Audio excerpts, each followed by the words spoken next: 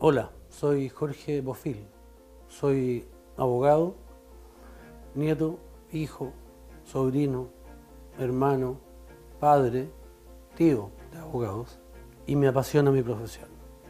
Tengo 5 hijos, lo que me conquistó del ejercicio de la profesión de abogado es la interacción con las personas, el hecho de que cada problema es distinto y necesita una solución diferente. No hay moldes en el ejercicio del derecho. La justicia es un ideal, es un valor al que uno no debe renunciar porque guía la manera en que nos comportamos. Pero el Poder Judicial a lo que apunta es a entregar una solución correcta al problema que se le somete. Bueno, cuando uno avanza en la vida lo van moviendo cosas distintas. Yo diría que hoy día, más allá del ejercicio profesional que me sigue fascinando, me mueve mucho mi familia, pero también me mueve el disponer de algún tiempo libre para hacer las cosas que me apasionan y me gustan. Cuando no soy abogado hago muchas cosas distintas, a veces juego golf, a veces pesco con mosca, que es una pasión, me fascina la región de Aysén, me gusta leer, me gusta escuchar música, me encanta el arte. Jorge, muchísimas gracias por recibirnos en tu casa, en esta nueva etapa también de la vida que vamos a empezar a conversar. Así que muchas gracias por el tiempo. No, muchas gracias a ustedes por la invitación.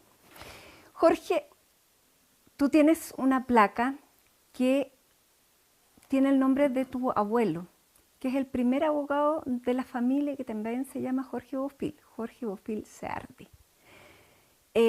Tienes hermanos abogados, además hijos abogados, tienes una señora abogado. ¿Por qué quisiste seguir esa misma tradición? ¿Por tradición, por vocación? ¿Y por qué conservas esta placa? La placa no la conservo. La tienes. La placa la tengo porque una persona que conocía a mi abuelo y que había escuchado de mí, la encontró en un anticuario en Valparaíso. Porque todos La, además estudiaron en la Universidad Católica del Paraíso. claro, en lo que era en esa época el curso de leyes de los Sagrados Corazones. Así se llamaba originalmente. Y la compró y me la llevó de regalo. ¿Y por qué la tienes, la conservas y es importante para ti? Bueno, yo en mi oficina tengo esa placa, tengo una fotografía del año 1942 en la Plaza Aníbal Pinto en Valparaíso, donde están todos los abogados de la plaza. De hecho, tiene más de 1 metro de ancho y un poquito de altura, digamos, bastante menos de altura. Tengo el título de abogado de mi papá, tengo el título de abogado de mi abuelo y tengo el mío. Y ahí entonces No uno se siempre produce... quise ser abogado. Ah, A mí me tincó en algún minuto ser médico, probablemente por ser Contreras. Pero, eh, entre otras cosas, yo salí del colegio el año 1977, era otro mundo. Eh, y las carreras disponibles eran pocas. O sea, o uno era médico, o era abogado, o era ingeniero, o estudiaba construcción, más o menos, digamos. Y todo lo demás era raro, era visto de una manera rara. Y claro, alguna vez me interesó la medicina, pero yo fui mucho desde chico a la oficina de mi abuelo y de mi papá. De hecho, cuando mi abuelo murió en 1971, el que pasó a ocupar su privado fue mi padre y que se quedó con los muebles de mi abuelo. Entonces, estoy hablando de una historia muy larga en la que yo participé desde que era chico y al final del día fue osmosis nomás la que me llevó a estudiar Derecho. ya, pero hay una pasión que se transmite de lo que tú haces. ¿Cuándo te conquistó esta profesión y por qué el derecho penal, Jorge? Eh, el estudio del derecho no es muy entretenido. Eh, yo procuré en la oficina de mi padre desde el año 1979. Yo entré en contacto muy temprano con el ejercicio de la profesión, más allá de que lo había acompañado a lo que yo en esa época llamaba cuando era chico los juzgados. Me acuerdo que iba con él. Eh, Ser abogado es muy entretenido.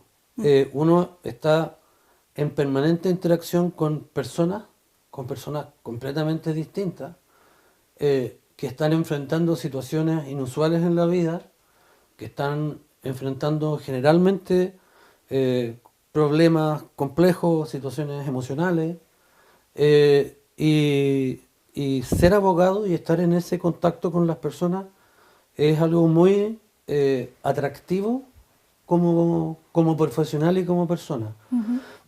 Yo he aprendido de cientos de tipos de industrias y de negocios a lo largo de mi carrera, porque si quiero entender bien el problema del cliente, tengo que entender lo que hace el cliente. Entonces, es una carrera que te permite estar en constante aprendizaje, pero de lo que es la vida, no de un aprendizaje académico.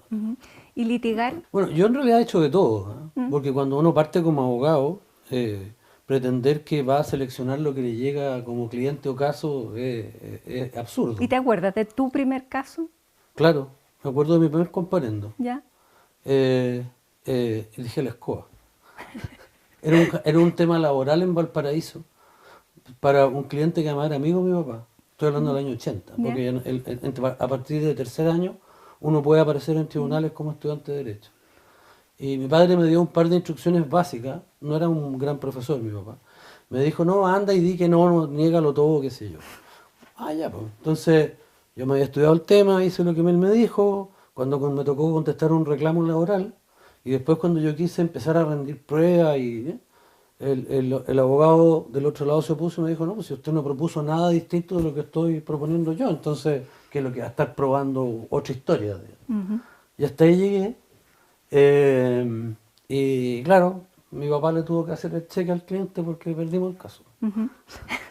Bueno, eso te sirvió como para que nunca más te pasara lo mismo, me imagino. Claro, y para no hacerle tanto caso a mi papá. Ajá. Ahora, eso tú dices, tu inicio, Valparaíso. ¿Cuándo te viniste a Santiago? ¿Y qué te queda de porteño? De porteño me queda mucho. Yo tengo muy poco de santiaguino en realidad. Mi abuelo fue el primer abogado, hijo de un inmigrante catalán que llegó en la segunda mitad del siglo XIX a Valparaíso. Él era comerciante y el hermano de mi abuelo también se dedicó a eso. Ellos también tuvieron una relación con Carosi después. Esa es la familia de los Bofill de Caso, digamos. Y yo fui al colegio en Viña, pero fui también al colegio en Valparaíso. El colegio alemán de Valparaíso a partir de séptimo funcionaba en el Cerro Concepción. Uno entraba, subía por el lado del Mercurio Valparaíso, por la escalera del Mercurio Valparaíso hacia arriba. Yo fui a la universidad en Valparaíso. Así que toda la fase formativa de mi vida la pasé allá. Yo aquí me dedicaba a trabajar, pero soy profundamente porteño y viñamarino. Jorge, tú has defendido muchísimos clientes distintos. ¿Cuáles son los criterios que tú tienes para tomar un caso? Que el cliente esté disponible, más allá de quién sea, qué haya hecho, qué es lo que haya pasado, a seguir los consejos que yo le voy a dar para decidir cómo vamos a enfrentar ese caso. Da lo mismo, eso es lo más importante. ¿Da lo mismo de lo que se le acuse o la persona que sea? No, yo no diría que da lo mismo. Hay ciertas cosas que yo no hago. Nunca he defendido a un traficante de droga, entre otras cosas porque uno tiene que tener mucho cuidado con saber de dónde viene la plata que está recibiendo como pago honorario. Y normalmente el que se dedica a ese negocio lo que está haciendo es pagarte, ingresos, claro. es pagarte con el producto de sus delitos, digamos. Y eso no se debe hacer y no se hace. Después de eso, en rigor no. Y esto, claro, para la mayoría de las personas es una pregunta que parece compleja, pero y que es cómo puedes defender a esta persona. Se han ensayado 200 respuestas distintas desde la perspectiva de la ética de los abogados, pero todo el mundo tiene derecho a un abogado. Por cierto, cuando tienes que defender a Julio Ponce Lerú. ¿Hay un cuestionamiento previo o tomas el caso, digamos, sin mirar la persona, el contexto o lo que eso significa para la sociedad? Probablemente cuando estamos hablando de Julio Ponce Lerú, yo estoy hablando de una persona completamente distinta de la que tiene el imaginario colectivo. Julio Ponce, claro, carga con el peso de haber sido el yerno del dictador. Y eso no es culpa de él, digamos.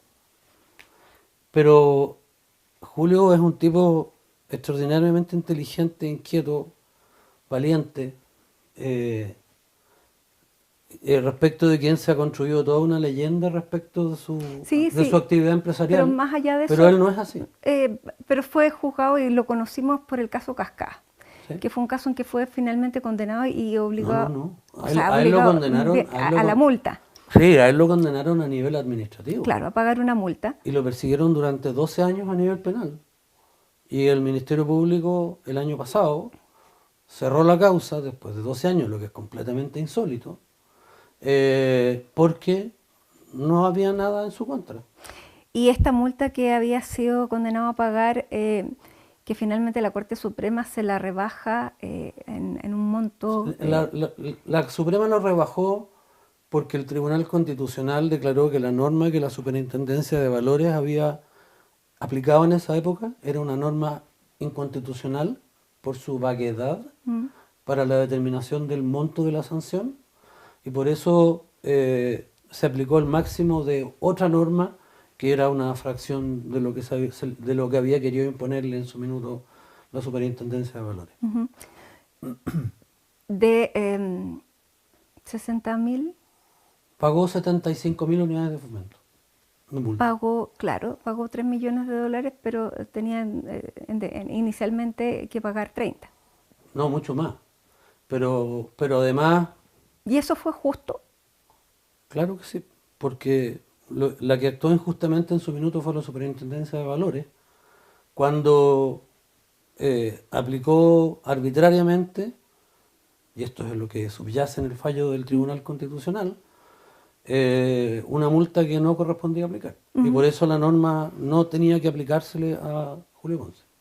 Ya, ¿y cómo se reciba eso en la ciudadanía, lo que significa para el país? ¿Qué te genera a ti?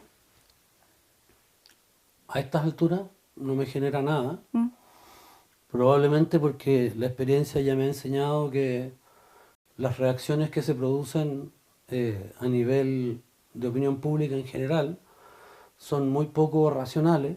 Yo no tengo redes sociales y jamás voy a tener redes sociales porque el poco contacto que he llegado a tener, así como en los comentarios que hacen los lectores de MOL, carece totalmente de racionalidad y por lo tanto no es un tema en el cual uno tenga... no es un tema que a mí me preocupe. ¿Qué te genera satisfacción de tu profesión? ¿Cuáles son los casos que te han generado satisfacción? Deben ser muchos. El que más satisfacción me provocó fue un caso de un médico al que representé en Punta Arenas, que estaba siendo acusado por el hijo de una persona que había muerto, no por culpa de mi cliente, porque fue consecuencia de un juicio oral en el que estuvimos en audiencia 17 días en Punta Arenas, y fue mi primer gran juicio oral dentro del nuevo sistema que era la reforma procesal penal. Que además ya vamos a conversar de eso. Sí, pero es como el gran recuerdo que tengo, porque en el fondo yo participé muy activamente en la construcción de la reforma y en su diseño y en la discusión legislativa, y ese juicio fue, por así decirlo, la gran oportunidad de hacer eso que yo había contribuido a hacer y de ejercer mi profesión como corresponde en un juicio oral. Fue maravilloso. Y voy a volver a eso, pero quiero terminar de abordar el tema de tus clientes que han sido mediáticamente bien conocidos y significativos.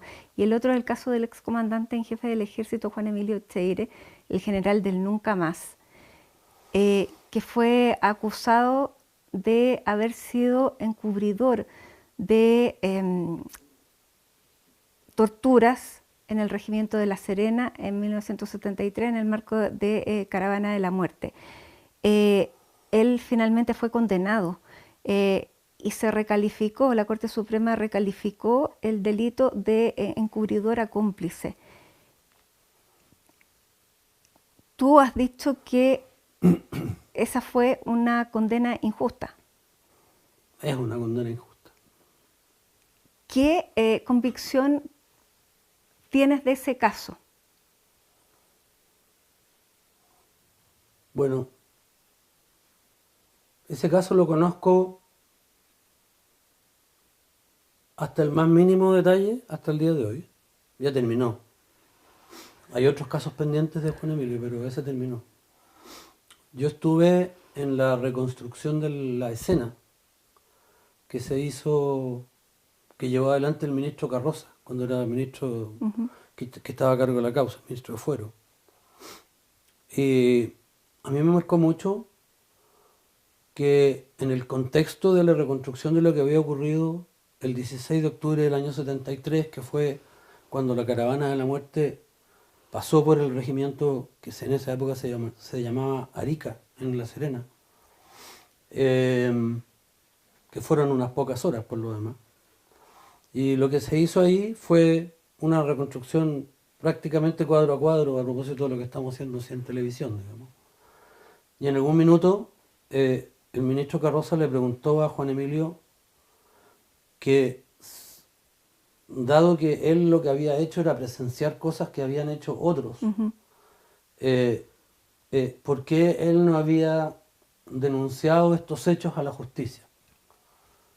Y todos nos quedamos perplejos porque el ministro Carroza estaba mirando lo que ocurrió el 16 de octubre del año 73 en plena dictadura en La Serena, siendo él el teniente que era el ayudante del comandante del regimiento, en un país donde no había ninguna institucionalidad, salvo el gobierno militar.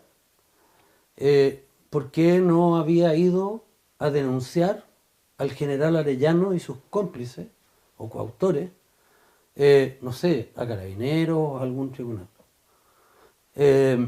Entonces, el caso de Juan Emilio tiene el gran problema que presenta siempre el sesgo de la retrospectiva, que es que las personas que lo juzgan no están mirando lo que realmente pasó en esa época. Pedirle a Juan Emilio a sus 25 años como teniente, que tenía que obedecer las órdenes de un coronel, porque a su vez tenía que obedecer las del general que había llegado, como si fuera no sé, una persona civil mayor de edad del año 2000 que presencia un delito para los efectos de tener que ir a denunciarlo. Simplemente no ponerse en el lugar que realmente ocupaba en su minuto Juan Emilio. ¿Y qué te llamó la atención de ese caso? ¿Del de Juan Emilio? Sí. El que, siendo evidente que lo que él había hecho o no hecho ese día no podía ser delito, simplemente daba lo mismo, porque lo que había que hacer era condenarlo. Es lo mismo que pasa hoy con la causa de las torturas, de las cuales está acusado, que probatoriamente es distinto, porque en el caso de la caravana uno sabía lo que había ocurrido y la pregunta era con qué prisma lo voy a mirar. En el caso de las torturas hay muchas versiones de personas que dicen que Juan Emilio los torturaba, mientras, y esto lo hemos logrado reconstruir en el expediente, Juan Emilio no estaba en el regimiento. Y no estaba en el regimiento porque sus labores eran otras. Él estaba fuera del regimiento. Estaba a cargo del agro, estaba a cargo de reconstituir ¿cómo se llama?, la producción agrícola de la región, que estaba completamente paralizada. Estaba a cargo de conocer a las personas de la región para ver quiénes iban a ser alcaldes en los distintos lugares de de lo que era en esa época la provincia de Coquimbo incluyendo Copiapó. Entonces, en el caso suyo, hasta el día de hoy, a los tribunales no les ha importado nada si Juan Emilio Echeverría verdaderamente es culpable o no. Ahora, con Juan Emilio Echeverría sucede una cosa bien particular, porque hoy día, claro, es indicado por familiares de personas que fueron torturadas, de ejecutados políticos, por la caravana de la muerte, pero también ha recibido la condena de sus pares por haber sido el general del nunca más. A él se le está cobrando socialmente doble. ¿Eso ha tenido alguna influencia en el juicio? Por supuesto, no está solo. ¿A él le pesa haber sido el general del nunca más? No. Él, a ver, él sabe que siempre hizo lo correcto y hoy día tiene que pagar las consecuencias de lo que hizo, pero lo hemos conversado, lo volvería a hacer. Porque no podía ser algo distinto. Así es. Es muy poco congruente que sea la misma persona, el general del nunca más, el que está siendo acusado de violación a los derechos humanos. Bueno, esa incongruencia tiene que ver con que él no hizo aquello de lo que se le acusa. Pero los que lo acusan y lo persiguen, a esas personas les da lo mismo si Juan Emilio es o no culpable. Él es un símbolo al que hay que destruir, digamos. Esa es la razón por la cual se lo persigue como se lo persigue. Y esta condena por parte de la Suprema que recalifica y que encubridor pasa a cómplice. ¿Te frustra? Una de las cosas que uno aprende cuando entra a este juego de ser abogado litigante es que uno hace lo que puede, pero no necesariamente va a salir el resultado que uno espera, aunque tenga la razón. Y esas son frustraciones personales y profesionales con las que hay que vivir nomás. Y hay que acompañar. Alguna vez las sufrí mucho más que ahora. Hoy asumo que es parte de mi trabajo. Jorge, tú decías que el juicio que más el caso que más satisfacción te había dado era este primer caso que se llevaba a cabo con el nuevo sistema de justicia, porque participaste en el diseño de esta reforma procesal penal que ya cumplió 25 años. ¿Cómo era litigar en Santiago con 36 juzgados? El sistema de justicia antiguo era un sistema, una herencia medieval, ¿ya? O sea, hasta tan lejos íbamos.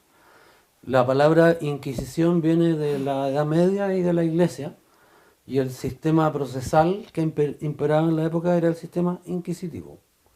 Todo estaba en manos de un juez, el juez trabajaba con el secreto del sumario, todo ocurría detrás de algunas puertas, prácticamente no había acceso a los jueces, uno podía pedir una audiencia de vez en cuando, pero con el que conversaba era con el actuario, que era un funcionario judicial que estaba a cargo de administrar el expediente que llevaba, en el que consistía ese caso judicial.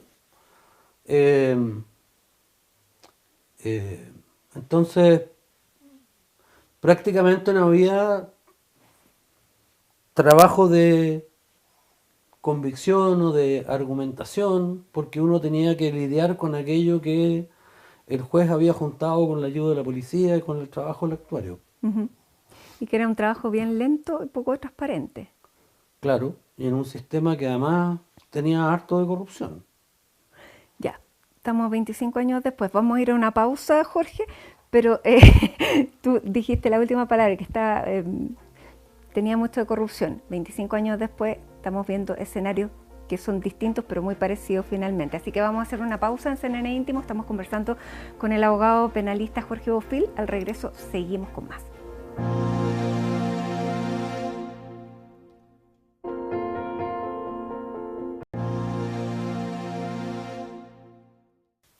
Estamos de regreso en CNN Íntimo con el abogado penalista Jorge Bofill. Penalista, y me dijiste que no. No. A ver. Yo tengo formación de penalista. Esto tiene que ver con que cuando estaba en la universidad me invitaron a ser ayudante de Derecho Penal. Y me interesó. No me invitaron a ser ayudante de ninguna otra cosa. no tuve que escoger, me interesó simplemente que me habían ofrecido eso. Y al poco tiempo, cuando ya estaba cerca de terminar mi carrera, un profesor de Derecho Económico, que había sido compañero de colegio de mi madre, Enrique Aimone, que también había ido al colegio alemán, igual que yo, me contó que había conocido a un profesor alemán, profesor de Derecho Penal y Procesal Penal, y que si a mí me interesaba pensar en un posgrado, estaba disponible para hacerme el contacto. Estamos hablando, volviendo al sesgo de la retrospectiva, de Chile del año 1982. En ese entonces nadie se iba a estudiar afuera, o prácticamente nadie. Además, tratándose de un profesor en Alemania, siendo yo nieto de alemán, nacido en Alemania, inmigrante, germanófilo como nadie en este planeta, yo. Por supuesto que dije que sí. Y el 13 de septiembre de 1985 me fui a Alemania, en Lufthansa. Hay una foto que ya no tengo, pero donde aparezco en la losa del aeropuerto Pudahuel, subiéndome al avión. Porque habían fotógrafos que sacaban las Claro. Con una cara de susto, que no te digo. Y llegué a Alemania, conocí a mi profesor, hice mi tesis doctoral, me fue afortunadamente muy bien. Estudié además temas de derecho procesal penal que incidieron luego en que yo participara en el proceso de reforma procesal penal. O sea, las cosas se fueron dando una detrás de la otra, Ya, digamos. por lo tanto, te voy a seguir diciendo penalista. ¿Y por qué llegué entonces? ¿Por qué penalista?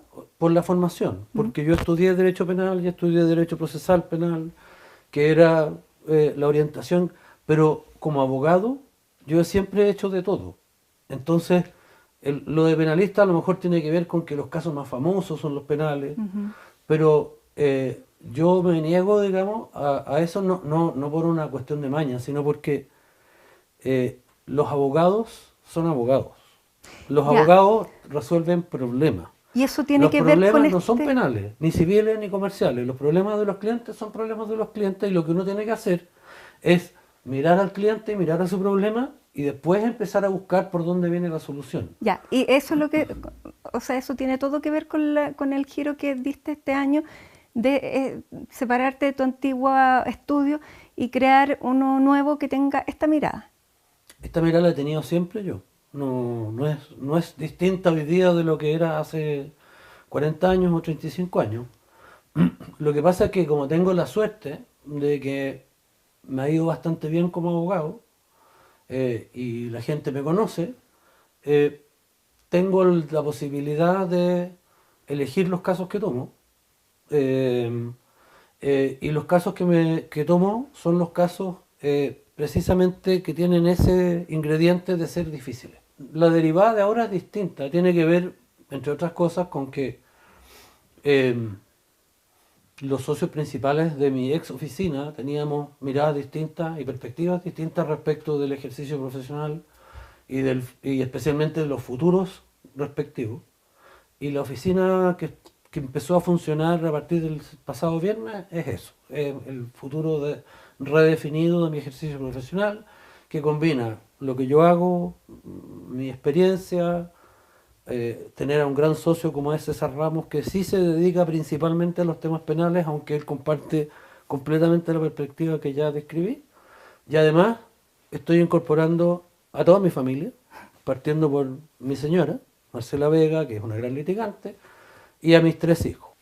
Ese es el giro entonces que te da. Entonces es una oficina donde Jorge Bofill, apasionado por el derecho o trabajólico en el derecho. No, yo no soy trabajólico. ¿No? No.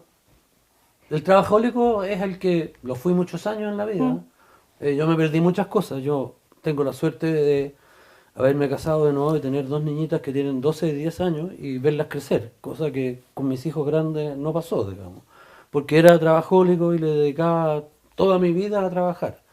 Ahora eso ya no pasa. Trabajo mucho, intensamente, me encanta lo que hago, pero hay otras cosas en la vida, digamos. Hay un mundo allá afuera, como dicen los dichos. Y eres un hombre feliz. Totalmente. Jorge, volvamos porque estábamos metidos en los sumarios, en estas carpetas que no se compartían, en los actuarios, en estos 36 juzgados que había en Santiago. Y tú fuiste parte de la renovación, de esta gran reforma procesal penal que hubo hace 25 años en nuestro país. ¿Podemos llamarte el padre? Tiene varios padres en realidad. Yo diría que básicamente fuimos tres más la ayuda de Mauricio Duche. Estoy hablando de Mariana Horvitz, Cristian Riego. Mauricio era más joven, era nuestro ayudante, pero participó en el mismo nivel. Y yo. Mirando a este hijo en retrospectiva, ¿qué habría que amononarle o necesita una intervención mayor? No necesita una intervención estructural, porque desde el punto de vista de la concepción del sistema, nosotros no inventamos nada distinto de cómo funcionan los sistemas procesales penales del mundo moderno. ¿Ya? En los sistemas procesales penales del mundo moderno existe un juez independiente e imparcial que no participa en la investigación como lo hacía el antiguo juez inquisidor chileno, respecto de quien se decía en la propia ley que el peor pecado era que como él investigaba, terminaba convenciéndose de lo que estaba haciendo. A Juan Emilio Echeire se lo juzga en el sistema inquisitivo antiguo, entre otras cosas, digamos. Y por lo tanto, después que se sacara el sesgo que había adquirido durante la investigación era muy difícil. El juez chileno cumple plenamente ese requerimiento del sistema moderno. ¿Ya? Pero tiene muchas dependencias, depende de una policía que haga su trabajo correcto, depende de un ministerio público con fiscales que hagan el trabajo necesario que le aporten las pruebas. Pero esa es la idea. Esa es la idea. Sí, y que al juez le llega información que él tiene que procesar, estudiar y resolver lo que se le esté pidiendo sobre la base de esa información que se le entrega. Ya, y si esto no es ideal es porque faltan muchas veces recursos en esos otros pasos anteriores para que esa información sea la relevante. O sea, el problema no es la estructura del sistema, sino que cómo se ha alimentado el sistema. Yo lo diría así. Nosotros lo que hicimos en esa época fue crear algo completamente nuevo y distinto de lo que había ocurrido en Chile. Antes se llamaban jueces del crimen, los jueces del crimen ya no existen. Se crearon los juzgados de garantía y se crearon los tribunales de juicio oral en lo penal. Esa es una institución totalmente nueva. El Ministerio Público no existía. La Defensoría Penal Pública no existía. Esto se implementó de a poco, periódicamente en distintas regiones, para ir poniéndolo a prueba y viendo qué es lo que había que corregir, pero en rigor nunca se corrigió nada. Y lo que uno esperaría es que en un país que transforma completamente su sistema jurídico, judicial, penal, se le haga una revisión más o menos en serio, así como uno lleva los autos al taller, habría que llevar la reforma al taller, digamos, y estudiar qué ajustes hacer. Eso no ha ocurrido nunca. Entonces, es cierto... Y con tu ojo clínico, ¿cuáles serían esos ajustes que hay que hacer? A ver, es evidente que el sistema de controles internos en el Ministerio Público no funciona.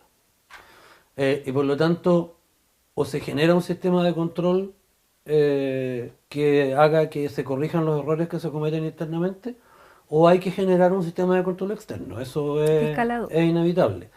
De hecho, el fiscal ad hoc existía en nuestros proyectos. Pero el Senado lo... Pero esto tuvo que ver más bien con la reforma constitucional que creó el Ministerio Público, que la llevó adelante Miguel Otero en su época, y él no incorporó la figura del fiscal ad hoc, y como no está en la Constitución, no existe el fiscal ad hoc en el Ministerio Público. Ya, y el fiscal ad hoc vería que la investigación se realice de una manera correcta, que no se produzcan las filtraciones, porque uno de los grandes problemas son las a ver, filtraciones. no es solo eso. El problema tiene que ver además con la manera en que el primer fiscal nacional concibió al Ministerio Público. Yo iba a ser fiscal nacional. A mí me sacaron por secretaría en la Corte Suprema de la época. Para ser primer fiscal nacional, Sí, en vez de Guillermo Piedrabuena. claro. Ujú. Yo tenía una idea totalmente distinta de lo que ¿Y quería. por qué te sacaron? eh, Porque no acompañé un papel, Ah, ya. el certificado de inscripción electoral que se suponía que era necesario para acreditar lo que era mentira, digamos, Ya, bien la relevante. calidad de ciudadano. Pero bueno, así nomás fue. ¿Y eso ya pasó? ¿No te gustaría? No pasó. O sea, para mí no es una anécdota, No, claro. no, o sea, en su época me dolió, eh, primero por lo injusto que había sido, pero además porque había que entender lo que se había construido para poder ponerlo a funcionar. Y Guillermo Piedrabuena nunca había participado de la reforma, siempre se había declarado en contra de la reforma procesal penal. Se le ocurrió participar en el primer concurso y terminó siendo designado como fiscal nacional, pero él, que había sido presidente del Consejo de Defensa del Estado, que es un organismo totalmente jerarquizado, replicó ese modelo en el Ministerio Público. Y esto tiene la grave consecuencia de que desde el primer día el fiscal nacional intervino en las decisiones que se tomaban en las distintas fiscalías regionales para los distintos casos. ¿Ya? ¿Por qué? Porque quería tenerlo todo controlado. Y la ley dice completamente algo distinto. La ley dice que el fiscal nacional no se mete en los casos individuales salvo que los tome él para investigarlos, digamos. Y esto producto de que no hay un fiscal ad hoc. Ujú. Eh, Bueno, es y lo que han dicho los últimos fiscales. Más o menos que los fiscales son cada uno autónomos. es que los fiscales tienen que ser autónomos para que el sistema que está construido hacia arriba los controle en sus decisiones. Cuando tú desde arriba tomas la decisión de que vas a intervenir en las decisiones, en cada una de las cosas que se resuelve hacer abajo, en los casos particulares, ya no hay ninguna posibilidad de controlar, porque todo viene resuelto desde, como se dice acá, la nacional. Ya, ¿y cómo evalúas entonces desde esa perspectiva la gestión del actual fiscal nacional, Bien, bien, muy bien. de Ángel Yo Valencia? creo que Ángel está haciendo cambios importantes. eh, es evidente que le ha hecho muy bien al Ministerio Público la designación de alguien que no venga de adentro. En el Ministerio Público existe la opinión contraria, de que siempre tiene que salir de adentro el fiscal nacional. Eso es un error gigantesco, desde el punto de vista de la renovación de ideas y de políticas y de que entre un poquitito de aire fresco, es una tontera. ¿El sistema procesal penal está sirviendo hoy para el tipo de criminalidad que tenemos, que es distinta a la que teníamos hace 25 años? La pregunta yo creo que hay que hacerla no respecto del sistema procesal penal, sino de la institucionalidad chilena, partiendo por la institucionalidad en materia de seguridad y en inteligencia. Los fenómenos delictivos que tenemos hoy día en Chile son mucho más estructurales que los que hubo nunca en este país. El crimen organizado como tal nunca existió. Cosas como el Tren de Aragua o todas estas organizaciones que hemos conocido en Chile nunca existieron. Lo más parecido eran algunas bandas de traficantes, pero no son como las mexicanas ni las colombianas, digamos. Sin embargo, Bueno, la por, globalización por globalizó producto todo. de muchas razones diferentes, hoy día tenemos establecidos en Chile sistemas de crimen organizado que generan el riesgo de penetrar toda la institucionalidad, partiendo por, no sé, pues generar corrupción a nivel político en general, digamos. No hay que ir muy lejos en la región para darse cuenta del riesgo que esto significa. Y por lo tanto, lo que este país tiene que hacer es sacarse de encima los complejos que tenemos históricos, que tienen que ver con las cuestiones de inteligencia y seguridad interna. No tenemos un sistema de inteligencia, o sea, no es que sea bueno o malo, no existe. ¿Ya? A mí me tocó trabajar con la ANI cuando el presidente Piñera nos pidió ayuda a algún grupo de abogados luego de todos los incendios y los delitos que se cometieron en el contexto de lo que pasó en octubre de 2019 en adelante, que yo me niego a llamar el estallido social, digamos. Eh, y, y me tocó trabajar con la ANI. Y no tiene ni una herramienta real ni capacidad de descubrir nada. O sea, Porque hoy día, miran redes sociales. ya, porque hoy día no sabemos quién quemó el metro. Yo diría que por hartas razones distintas, eh, partiendo porque el Ministerio Público de la época no le dio prácticamente ninguna importancia al fenómeno. De hecho, si había algo que era necesario era investigar en una mano todos los casos de los incendios del metro. Era la única manera de empezar a entender si había patrones o no, quién estaba detrás. Y el Ministerio Público de la época dejó esto a cargo de fiscales individuales y por lo tanto el fiscal que estaba a cargo del caso Pedrero, pero bueno, Metro Pedrero, no tenía a su cargo ir a mirar ninguna otra cosa. O sea, un error estratégico gigantesco desde el punto de vista de Que cómo tiene se hacía el consecuencias trabajo. sociales, políticas, porque no saber cómo se produjo eso tiene muchas consecuencias posteriores. Sí. Y genera además mucho espacio para la especulación conspirativa. Por cierto. O sea, Ya, hasta el día de hoy seguimos discutiendo si había mano negra o no detrás de lo que pasó ahí de octubre en adelante. Mano negra extranjera, quiero decir. se necesita también levantar el secreto bancario porque se habla de esas dos cosas, de la inteligencia y del secreto bancario. Son dos problemas Yo lo completamente sé, pero distintos y a distintos niveles. El levantamiento del secreto bancario existe. ¿Ya? y para que sea más ágil que lo que se supone. A ver, los jueces de garantía chilenos, que son los que tienen que autorizar al Ministerio Público a realizar medidas intrusivas, o sea, diligencias de investigación que pueden afectar los derechos de las personas, son bastante liberales frente a las peticiones de los fiscales. Son pocos los casos en los que se le dice que no al fiscal que presenta bien su caso frente al juez. No veo ninguna necesidad de modificar este sistema pensando en el levantamiento del secreto bancario, que hoy día, a esta altura es un eslogan político. Ahora, Jorge, Lo de la inteligencia es es otra algo cosa. completamente diferente. Cuando tenemos esta discusión que ya es en el plano político, que marcó la elección presidencial, que es el combate al crimen organizado, la exigencia de mayor seguridad, de más autoridad, mano dura. Mano dura es lo que con lo que llega a la presidencia, bueno, entre varias otras cosas, el presidente electo José Antonio Kast. ¿Tú ves que es la estrategia correcta? La mirada correcta, porque él no va a llevar a cabo la estrategia propiamente tal, pero es la mirada. Bueno, mano dura es otro eslogan político. Por lo tanto, la pregunta es, ¿cuál es el problema que hay que enfrentar y qué tipo de actitudes uno puede tener? ¿Ya? En Chile hay más o menos 400 a 500 mil inmigrantes no identificados. O sea, en nuestro territorio hay casi medio millón de personas respecto de quienes no sabemos quiénes son, cómo se llaman, qué hacen, cuál es su historia. ¿Ya?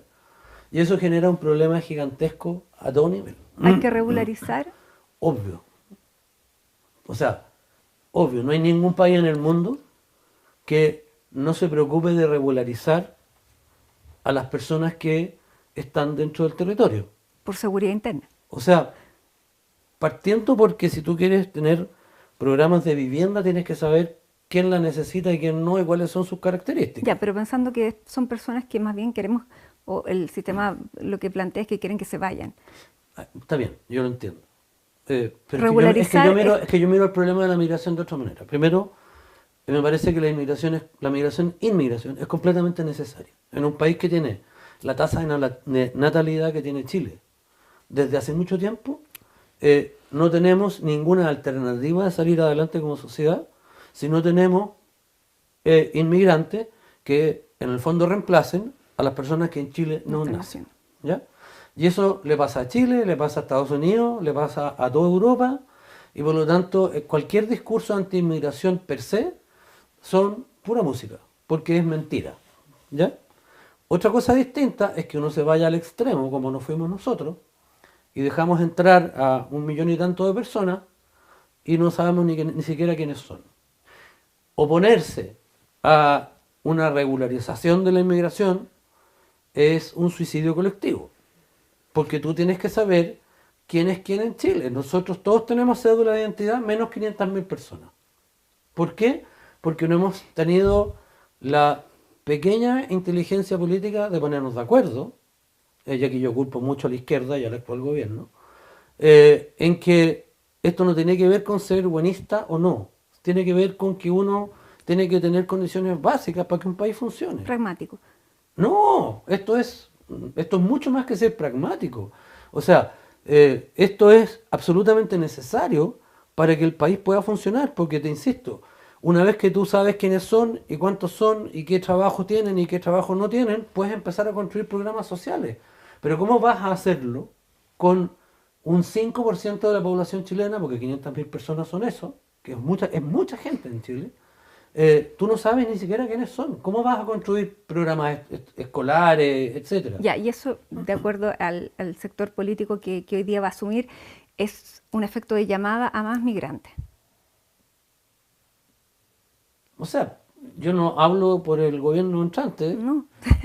pero a mí me parece que es más o menos obvio que si tú quieres emigrar del lugar en el que estás y tienes opciones, vas a irte a la más fácil, po. Vas a ir donde te acogen y no donde te persiguen. O sea, hoy día entre mirar a la frontera con México de Estados Unidos y mirar para acá, es mucho más fácil mirar para acá, digamos, por ponerlo así en el extremo. Ya, y es mejor tenerlos regulares acá. Es que hay que regularizar. Bueno, no vamos a entrar en porque también se habla de si es volver o no a calificar la inmigración irregular como delito, que eso se sacó precisamente para evitar tráfico de personas. Y hoy día, bajo casi el mismo argumento, se quiere volver a poner, declarar ilegal. O sea, no creo que sea necesario calificar como delito la inmigración ilegal, pero sí me parece que el Estado tiene derecho de establecer cuáles son las reglas para que personas que no son nacionales chilenos y que por ser nacionales chilenos tienen derecho a todo lo que les garantiza la Constitución, puedan venir y establecerse en Chile legítimamente y eventualmente ejercer un trabajo y quedarse a vivir acá. A mí me parece que ese es un punto de partida básico. Ahora, ¿tiene que ser delito? No, no creo que sea necesario que sea delito. Pero de que el gobierno o el Estado tiene que tener herramientas para enfrentar eso, sí. Y si hay alguien que no quiere someterse a esas reglas, hay que tener herramientas para sacarlo del país, por supuesto. Jorge, mirando el sistema de justicia que tenemos, porque se nos va a acabar el tiempo, no puedo dejar de abordar este tema. ¿Tú pensaste alguna vez que se iba a estar investigando la compra de fallos judiciales de la Corte Suprema?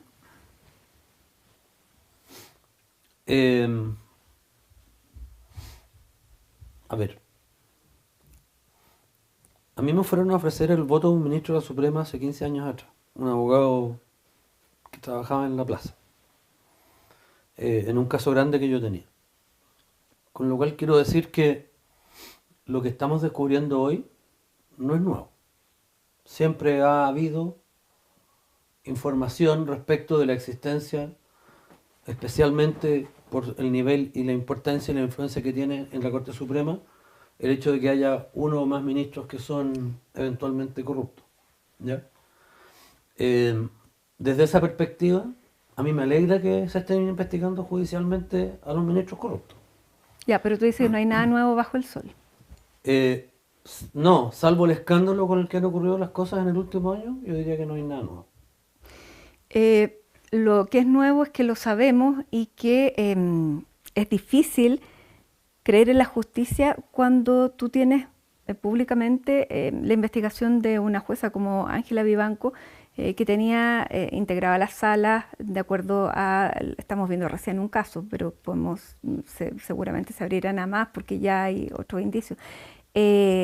Para su beneficio, o sea, la gente puede creer en la justicia cuando se decía aquí hay una justicia para pobres, justicia para ricos. Claramente el que puede, se dice, pagar un fallo, obviamente que la justicia va a estar a su alcance y el que es pobre no. entiendo la reacción, no la comparto porque mi opinión respecto del Poder Judicial chileno es de que los casos como el de la ministra Vivanco, yo puedo hablar por conocimiento personal porque a mí también me pasó algo parecido en un caso que yo llevaba. ¿Y qué hiciste ahí? Presenté una querella, pero presenté la querella después cuando supe lo que había pasado, porque en su minuto no supe, en su minuto perdí. Después me enteré cuando empezaron a investigar todo esto en la Suprema y los relatores empezaron a contar lo que había pasado con esto de que la ministra Vivanco, cuando era presidenta de la sala, tomaba una causa, apuraba al relator para que le pusieran tabla, la llevara y la resolviera rápido. Yo en su minuto supe que había perdido, digamos, no lo que me había pasado. Cuando me enteré presenté una querella, Por otro caso. por otro caso. Sí, pero lo están investigando. ¿Cuál? No lo puedo nombrar eh, por razones que tienen que ver con mi cliente. Pero, pero, pero me pasó. Entonces, eh, Pero tú dices que son casos la ya situación puntuales. de ella es totalmente excepcional. Pero hay ya dos ministros destituidos de la Corte Suprema, además de ella. Hay dos ministros de la Corte de Sí, Apelaciones. pero la situación de Sergio Muñoz Es súper no tiene nada distinta, que ver. sí. Eh, pero estamos viendo también el sistema, o sea, cómo esos mismos favores se replican para los nombramientos de Ya, notarios, es de que conservadores, ahí es donde etcétera. empieza la confusión. Claro, ¿Ya? pero es el mismo Poder Judicial, po. Es que aquí, sí, pero ahí es donde empieza la confusión, porque esto no es un problema de favores. ¿Ya? Esto es un problema de corrupción y de delitos. ¿Ya?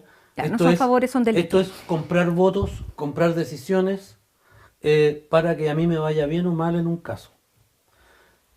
El problema es que el sistema de designación es tan opaco que empiezan a salir las otras cosas de las cuales nos hemos enterado, que son los favores.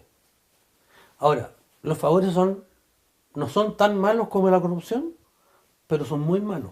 Porque cuando uno pide un favor, después queda en deuda. ¿Ya? Y cuando uno tiene una deuda, el acreedor viene a cobrar. Y cuando a uno le vienen a cobrar una deuda, probablemente no le van a pedir que haga bien las cosas, que las haga correctamente. Entonces, ¿qué es lo que hay que hacer? Algo que está claro desde toda la historia, que es modificar el gobierno judicial y modificar el sistema de designaciones en el Poder Judicial. Ya, y eso cada vez que se trata de hacer, se Es traba. como con los notarios. Pero se traba, ¿Sí? porque entonces estamos condenados. Yo espero que el nivel de escándalo que estamos enfrentando hoy día sea tan grande que obligue a una modificación del sistema. En estos días ha asumido Gloria Ana Tevesic como presidenta de la Corte Suprema, asume por la unanimidad, cosa que es excepcional, no sé si es tan excepcional, pero en este momento, cuando todo parecía que se iba a dividir en mitades, toda la Corte Suprema aparentemente entendió que tenía que dar una señal y ha dado la unanimidad para Gloria Ana Tevesic. ¿Qué puede hacer Gloria Ana Tevesic y cómo la ves tú? Honestamente, las herramientas que tiene el presidente de la Corte Suprema no son muchas y por lo tanto no depende de ella realizar modificaciones importantes, pero creo que sí las puede promover. Ella puede, con la imagen que tiene, tratar de llevar adelante, digamos, desde la Corte Suprema, todas estas modificaciones que son necesarias para que los fenómenos que hemos estado viendo no se repitan. Uh-huh. Lo de ella puede ser muy simbólico. Uh-huh. Necesitamos un cambio más estructural para que esos cambios legales puedan producirse los que se necesitan, por ejemplo, para modificar el sistema de nombramiento. Claro, necesitamos un cambio estructural en el sistema parlamentario. Amén. Por lo tanto, Jorge Bofill, ¿cómo ves este 2026? Yo soy un hombre o una persona muy optimista. Creo que es bueno que termine el actual gobierno. Creo que es bueno que llegue un nuevo gobierno. ¿Te gusta el nuevo gobierno? no, bueno, no sabemos, yo, a ver, no, yo Ya soy, sabemos que yo no te soy- gusta el actual, pero No, yo soy más bien un hombre socialdemócrata que otra cosa, digamos, no soy de derecha ni mucho menos. Si tengo que definirme de alguna manera, yo diría que soy laquista. Pero no había otra opción que el gobierno que va a entrar.